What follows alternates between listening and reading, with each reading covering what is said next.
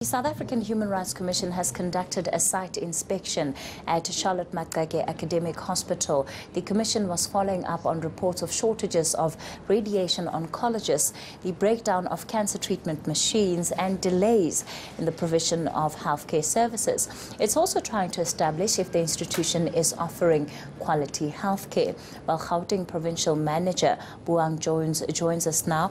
Firstly, what did you find during your visit? And of course, it comes in a week where we've seen the health minister take quite a bit of, an onslaught just in terms of the state of healthcare in the country.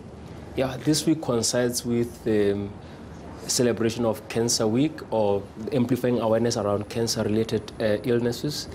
And we embarked on this site inspection today to establish the veracity of some of the allegations that emanated from a media report alleging that 500 cancer patients were awaiting treatment at the Charlotte Maxeke Hospital, and that there were issues of understaffing and lack of proper equipment to support the oncology facility at the hospital. Mm-hmm. What happens from here on? Yes, from here on, we have a period of 180 days to continue with our investigations and with a view of issuing findings and recommendations. But we also have a wider discretion to decide whether to continue or discontinue with our investigations if the department adheres to our remedial actions. A similar investigation would have been carried out in KZN when the hospitals there also experienced difficulties with regard to oncology. Now, there does seem to be a pattern that as much as the Human Rights Commission does good work, the reports that you issue, very often you don't go to the full extent of exercising your powers to hold those that you found to be in the wrong to account. We have exercised our powers. We subpoenaed Dr. Lomo.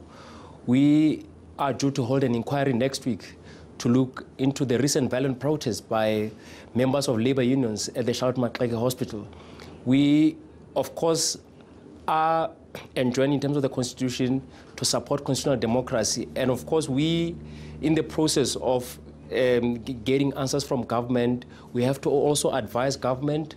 We have a duty to also act fairly and not... it feels more often that you tiptoe around government rather than hold it accountable as you should, especially based on some of the findings that you make. Well, we are quite certain that our approach is working. We have intensified our investigations. We have decided that we have to adopt a different approach regarding this, because the health sector in the country is stretched and there are serious issues of understaffing across the country.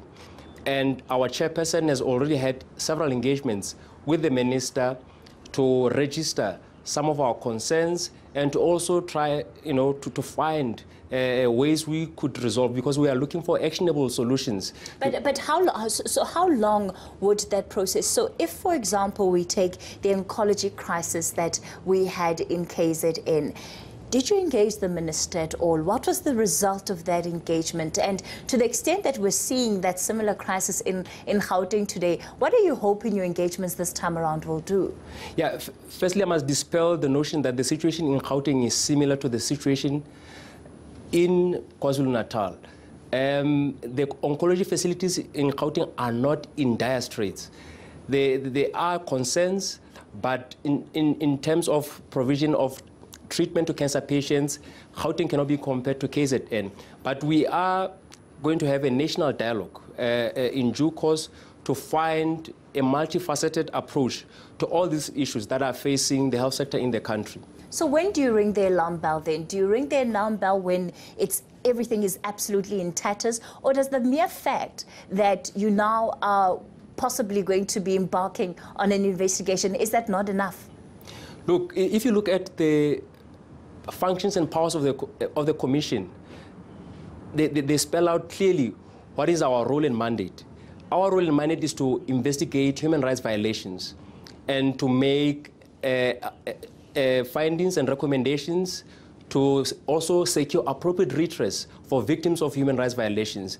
But we also have powers of subpoena. We can also litigate against the state, and we can also utilize alternative dispute resolution mechanisms to achieve the attainment, or to ensure that there is attainment and realization of human rights. All right, that's what we live for tonight, and we'll wait and see what the outcome of that investigation is. The Human Rights Commission Gauteng Provincial Manager, Buang Jones.